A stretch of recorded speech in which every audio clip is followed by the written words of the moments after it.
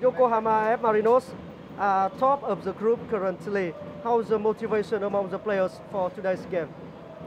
Yeah, well, everything apart from the game, the 90 minutes is irrelevant.